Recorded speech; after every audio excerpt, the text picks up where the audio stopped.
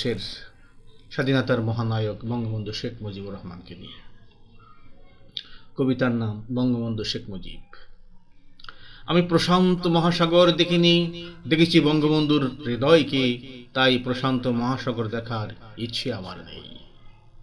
আমি সিংহের হুঙ্কার শুনিনি, শুনেছি বঙ্গবন্ধু ৭ই মার্চের ভাষণ, তাই সিংহের হুঙ্কার শোনার আগ্রহ আমার নেই। আমি মাউন্ট এভারেস্ট দেখিনি, দেখেছি বঙ্গবন্ধুকে, তাই মাউন্ট এভারেস্ট দেখার স্বাদ আমার নেই। কারণ বঙ্গবন্ধু শেখ মুজিবই তো মাউন্ট এভারেস্ট। ধন্যবাদ।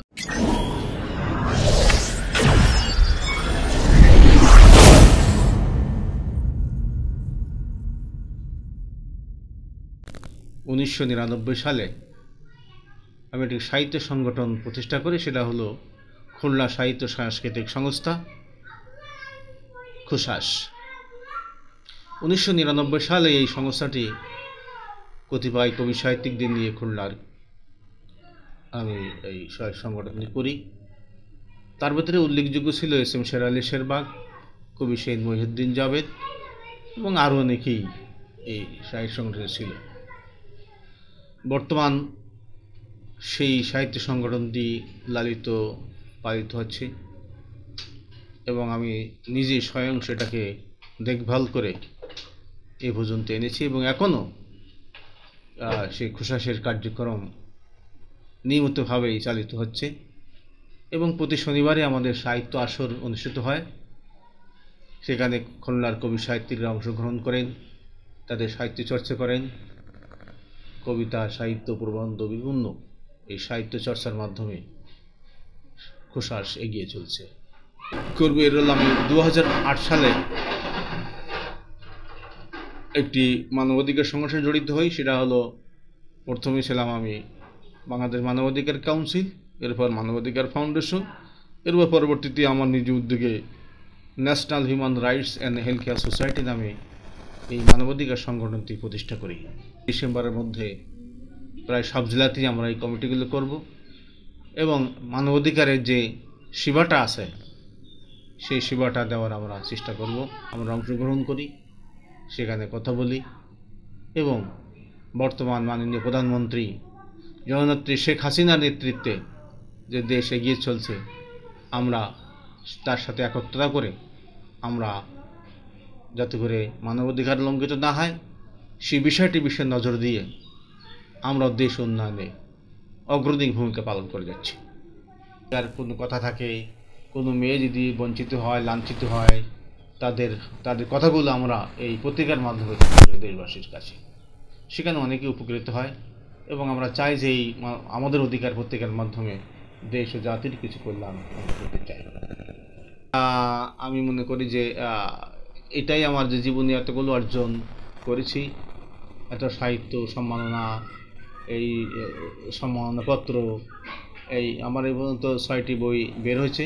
সেটা হলো সাংস্কৃতিক মন্ত্রণালয় আছে এবং আমরা চাচ্ছি যে সাহিত্য এবং সাংস্কৃতিক মন্ত্রণালয়টি একসাথে যুক্ত করে কবি সাহিত্যিকদের সরকারিভাবেই কোনো সাহায্য সহযোগিতা করা যায় কিনা সে ব্যাপারে মাননীয় সরকারের কাছে আমরা আবেদন জানাবো, যাতে করে অসহায় কবি আছে অনেক সময় যারা বই প্রকাশ করতে পারে না, তাদেরকে আমরা কিভাবে আমরা সাহায্য করতে পারি। এছাড়াও আমরা আমাদের যতদূর সম্ভব আমরা যারা কবিরা যাদেরকে সমর্থবান আছে তাদেরকে সহায়তা দিয়ে যদি কোনো কবি সাহিত্যিক, অনেক কবি সাহিত্যিককে আমরা বই প্রকাশে সাহায্য করেছি, সহযোগিতাও করেছি, প্রকাশনা করেছি। আমাদের সেই পরিকল্পনা আমাদের হাতে আছে। গত বছর পেয়েছি, অর্থাৎ 2023 সালে পাতাবাহার সম্মাননা পেয়েছি ভারতের কুচবিহার থেকে। সেখানে আমি অতিথি ছিলাম এবং সেখানে তারা এই সম্মানিত করেছে। একতাবদ্ধ করা আমাদের সমস্যা কি, আমাদের সমাজে কবি সাহিত্যিকদের ভিতরে যদি রেশারেশি থাকে, দলাদলি থাকে, তাহলে সেখানে সাহিত্য চর্চায় বিঘ্ন ঘটে। আমরা চাই বিশেষ করে খুশাস আমরা যারা আছি, আমি মনে করি যে কবি সাহিত্যিকদের একতাবদ্ধ থাকতে হবে এবং সকল কবি সাহিত্যিকদেরকে আমাদের এক মানুষে যদি আমরা চলতে পারি তাহলে আমাদের সাহিত্যের অগ্রগতি হবে এবং আমাদের সাহিত্য চর্চা আরও বেগবান হবে। আমাদের নিজেদের যে দলাদলি থাকে, যদি রেশারেশি থাকে, অমুক সংগঠন ভালো না, অমুক সংগঠন খারাপ, অমুক সংগঠন যাবো না, এগুলো থাকা ভালো না। কবি সাহিত্যিকরা সব জায়গায় যাবে, সব সংগঠনে যাবে এবং তাদের যে সাহিত্য চর্চা তারা মুক্ত মনে তারা করবে, এটা হলো নিয়ম। কারণ কবি সাহিত্যিকদের বেঁধে রাখা যায় না, কবি সাহিত্য সব জায়গায় যাবে উড়ন্ত পাখির মতন। খুলনা একটা কবি ভবন করতে চাই, কবি ভবন, সেখানে কবি সাহিত্যিকদেরকে একটা আশ্রয়স্থল, তাদের মৃত্যুর পরে যেন সেখানে যে জানাজাটা হয় সেখানে তাদের আর্থিক সহায়তা করা যায়। এবং আমি চাই যে সেখানে যারা কবি সাহিত্যিক অসহায় আছে তাদেরকে বই প্রকাশে সাহায্য করা যায়, একটা ফান্ড তৈরি করে আমি ওই অসহায় কবিদেরকে, সাহিত্যিকদেরকে একটু মানে সহায়তা করতে চাই। এই জন্যে আমার মূলত উদ্দেশ্য আছে যে খোসাস কবি ভবন নামে একটা কবি ভবন আমরা করতে চাই। সেখান থেকে মৃত্যুর পরে যেন তার ওয়ারিশরা কিছু হয়তো সৎ কাজ করার জন্যে, দাফন করার জন্যে আর্থিক সাহায্য করা যায়।